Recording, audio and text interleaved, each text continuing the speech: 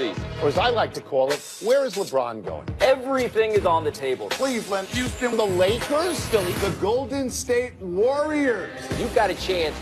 You make the play. I don't want to see him trying to chase a ring. I don't want to see him waste away in Cleveland. Of course he's wondering, how can I beat this Golden State team? Cavs offseason promises to be a pretty big one. LeBron can, of course, decline his option, become an unrestricted free agent, or he can stay with the Cavs because they can offer him the most money at $205 million, regardless of his decision.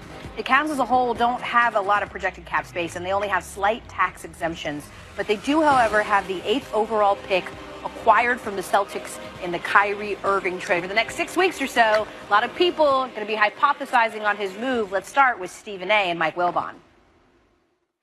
Mike Wilbon, when I saw LeBron James walk to that bench looking sad for the 3rd time in the last 4 years, a part of you felt sorry for him. A part of you looked at the deplorable effort put forth by the Cleveland Cavaliers in Game 4 on Friday night. Another part of you said, my man, when you pick your next team, got to get it right. You can't go through this again. What were your thoughts? Pretty much the same thing. I think it was 4:03 left in the game. He goes, how about that? 4:03 for garbage time in the game in Cleveland. Yes. 4 minutes. Yes. And LeBron sort of dapped up everybody on both teams, That's right. showed the respect he has for world-class players and competitors and peers. And he just went to the bench, and you're like, wow, what now? What is he thinking? And clearly, I agree with you. It has to deal with what he's going to do next.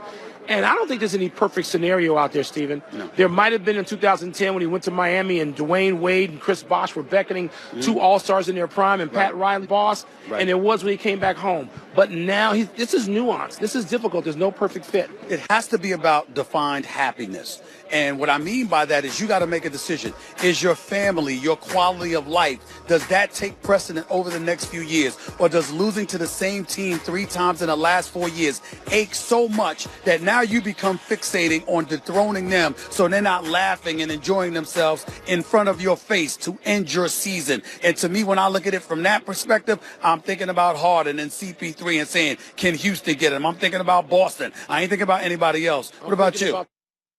Because I think they already have a better cast than Cleveland did. When you talk about young guys like Ingram and Kuzma and yes, but Ball, not better than Houston.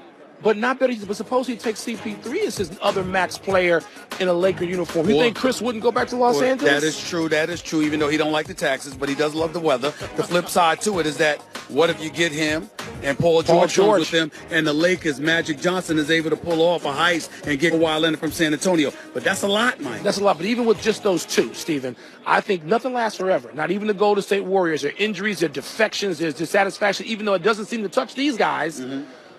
But LeBron James is going to have to really examine all of the things on a big yellow legal pad that he wants to do and figure out where in that pecking order winning another championship comes. I'm totally with you until I saw the man walk into the bench. He looked so depressed.